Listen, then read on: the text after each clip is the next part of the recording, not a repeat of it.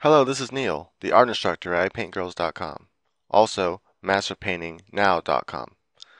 Right, so in this tutorial, I'm going to answer some questions from somebody, and I thought they're excellent questions. And we're going to study this piece here and also how to reshape this if the light were in a different direction.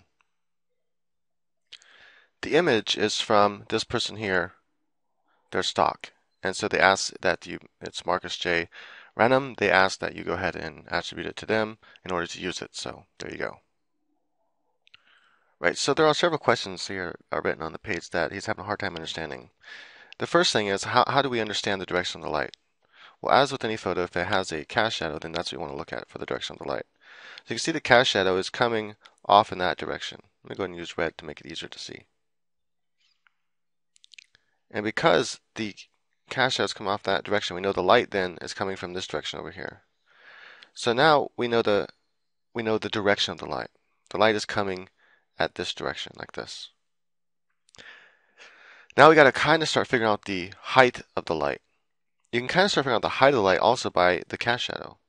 Knowing that if the light were, well, rather not by the cast shadow, that's more of how far away from the character it is. So this kind of tells us the direction of the light, but how far away from the character is the light? Well, first thing we can see is mostly this side of the character is more shadow. So we know the light is more on her right side, our left.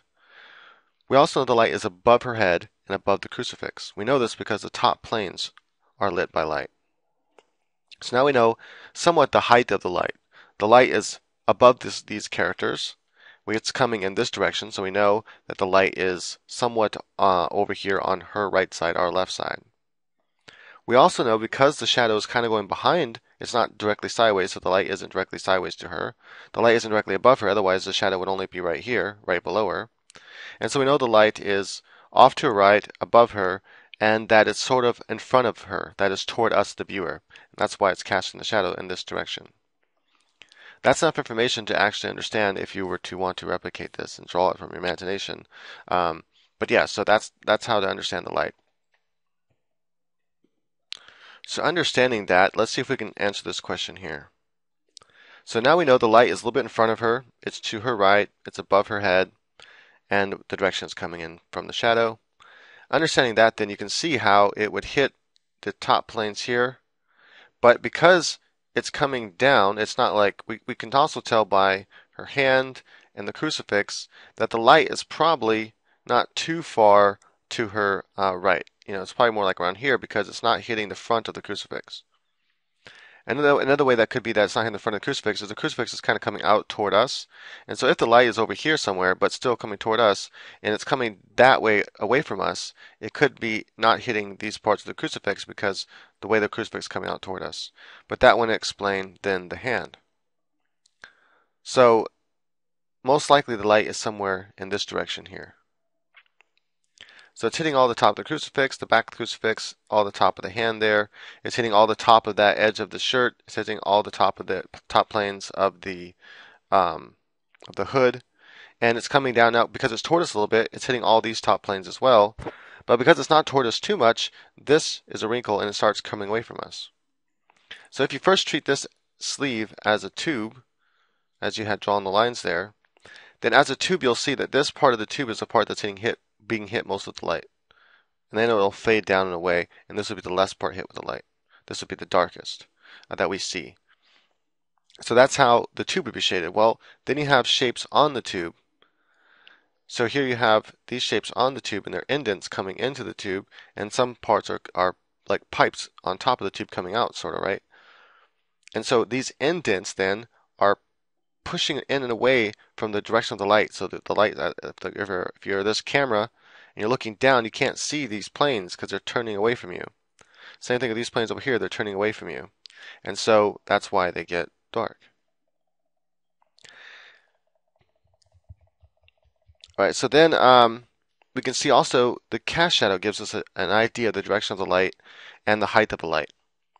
Look at the cast shadow of this piece right here, this triangle piece coming out like this. Keep in mind, if this were a solid piece right here, and like this would be a triangle plane, and this is coming out toward us, away from her face. And so this is acting similar to like how the chin comes out and away from us, right? So this whole piece right here is coming out and away from her, toward us, the viewer. And so the light, if it's here and it's coming down, but it's a little bit toward us, it's hitting this down, right? So that's the part that's important. The shadow wouldn't be going behind her shoulder just because the light is in front of her a little bit. Notice her cast shadow is doing that, but this shadow wouldn't be because this is coming out toward us, the viewer, and because of that, and the light's kind of coming down at it and hitting it, the cast shadow is coming down like this.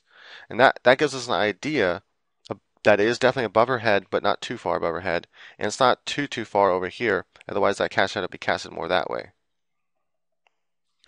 Also, we can pay attention to all this cast shadow here. Now this is the cast shadow from this little lip here. So this lip we know is coming out. It's sticking out because her breast is here. We can tell right there. That's what the breast. This is the shape of the breast in there. That's how come we're getting this form shadow here. This is all dark because there's a sphere right here basically, or something like a part of a sphere. And so as the light is hitting the top part of the sphere, it's not hitting this under part of the sphere here. But this is a whole different thing coming out at us on top of the sphere. It's like a tube wrapping around the sphere, and so the light is hitting that a little bit as well, and that's why that's lit up. So this piece here is coming out at us. It's rolling over the breast, and that's why it's causing it to come out away from the body. So there's distance between here and here. That this is coming out toward us. This is further toward us. That is further away from us. That is the tip of this is further toward us than the sleeve and background. So it's one object over the other, and it's pointing out toward us. That's why when the light comes down and hits it, it's causing this cast shadow going down. And it's not causing it to go that way because the light isn't that far that way. You can see it's only a little bit in front of us. This whole entire bottom plane here then is if you treat, it's because of the breast, right? So you have the breast coming out. That's like a top plane. That plane's coming, out like almost like a, how do you describe that? Well, anyway, it's kind of like if you were to turn the breast into more of a plane like this, it's coming out towards us like that and then away from us. So this part is being shadowed and that part is being lit.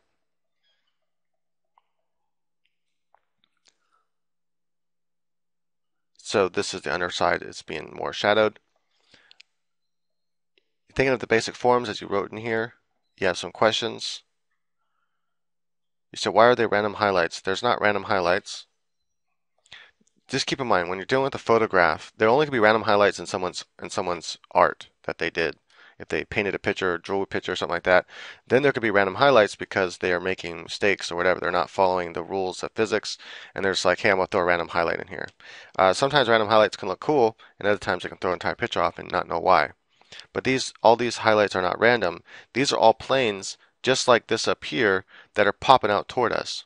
So again, if we imagine we have this kind of plane, it looks like this, and it pops out toward us like this, right? And then it pops back away from us like this. And let's say this was this is like a wedge shape, right? It's like a ramp, but it's a ramp sideways. Well, we know this is turning away from the light because the light's coming from more of above, and that's facing toward the light, so the light's hitting that. So you can see how the light comes down and hits this, but it can't hit the underside.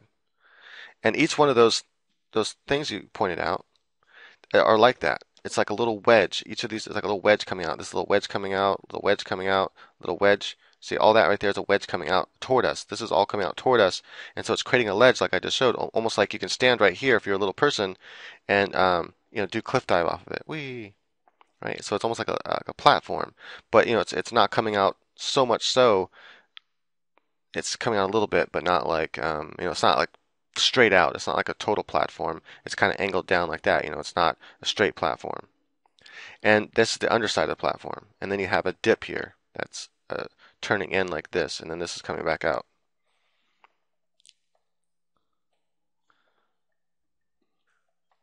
All right, then I think the other thing you're having a hard time understanding is how come the light only goes part way down on this cylindrical type fold, and why does it go all the way down on this cylindrical type fold? Because this fold, you can tell, it's going all the way down to the end. That whole cylindrical fold is all the way down to the end. And because the light is a little bit toward us, it's able to hit there. However, if you look carefully, take a light sample on this area here.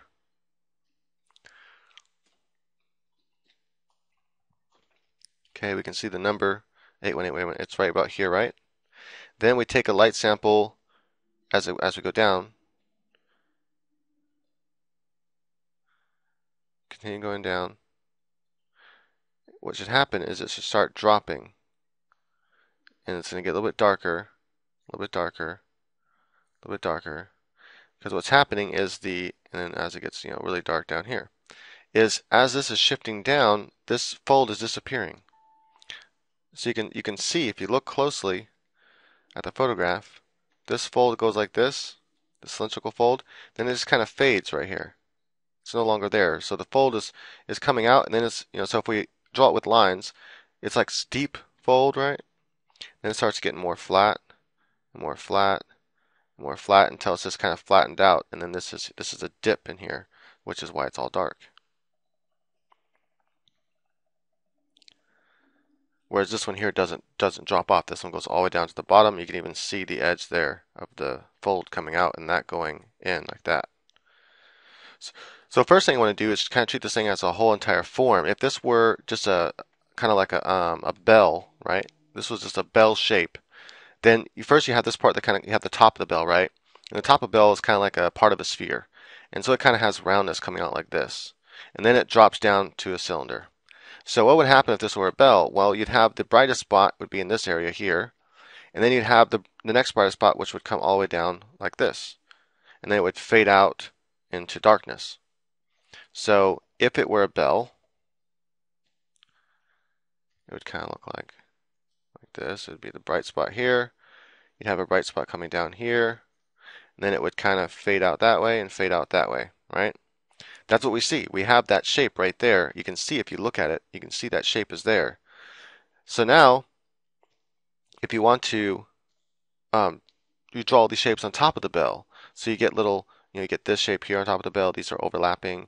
You get folds that are coming out at us, like that fold, and that changes the overall shape of the bell. The bell is no longer just a smooth platform. It has like tubes running along it, but the tubes are embedded into the these tubes are like embedded into the bell, so they're not just laying on top of the bell. And since they're embedding into the bell, we don't see as much of a shadow on each side of it. Because if it was a tube laying on top of the bell, it'd be a little different, right? So you got to think about that in like in a 3D way. Why does light hit? Here, why does light hit? Oh, this plane here, because that plane is still, the light is a little bit in front of us, a little bit over here. That plane is far away from the light. And so not as many photons are hitting it, and they're kind of being reflected from here. But there are still photons hitting this plane, and so it's lightly lit up. Another possibility is that off screen there's some sort of reflector, and it's just reflecting a little bit of photons into the shadow area, and it's lighting up that plane because the angle of the reflector sees, if the reflector were a camera, it sees that plane, but not this plane and this plane so much. And then also there's bounce light down here, so that the ground is acting like a reflector, and the photons are hitting here, and they're coming back up, and they're hitting some of this. And that's why the bottom, to me, this looks a little bit brighter, and then gets duller as it goes up.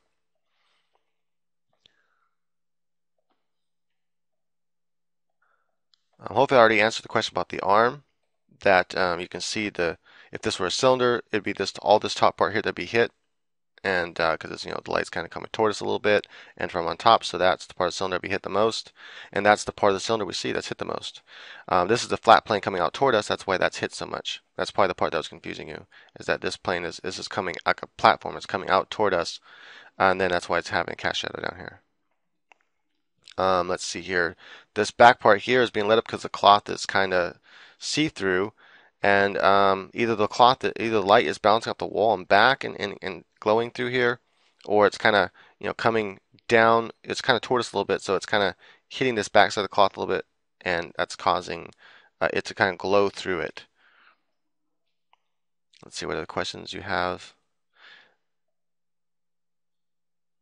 Okay, so confused by drop shadow, I addressed that. Dip on cast shadow. So I imagine you're referring to, let's see your dip. You're referring to this right here, this shape here. So what happens is you have, again, the shape coming out, right? This whole thing here. So this is coming out, and then it hits here, the breast, and it's kind of rolling out toward us a little bit. This whole dip here is coming out toward us. This is all, pooping out, or pooping out toward us, right? It has like a form to it, and this is dipping in away from us. And so because the light can see this here, because it's it's popping out toward us, the light sees that, but it creates an invisible area right here. Typically, when anything pops out toward us, where it's being lit up, depending on the direction of the light, the opposite direction of the light. So if the light's over here, then the opposite side of that is going to have a shadow. If the light were over here, then the shadow would be over here. Because it's a dip, it's like a mountain. And so you always have a shadow on the other side of the mountain, right? Let's see what other questions you have. I think that's it. So that handles it. All right. So hopefully that helps anyone figure things out. And yeah, so I'll be doing a drawing on a regular video too. So well, actually, I have a drawing already set up here, just a quick tracing over it. And I'm gonna have the light come from a different direction, and just show how we might light this up from a different direction.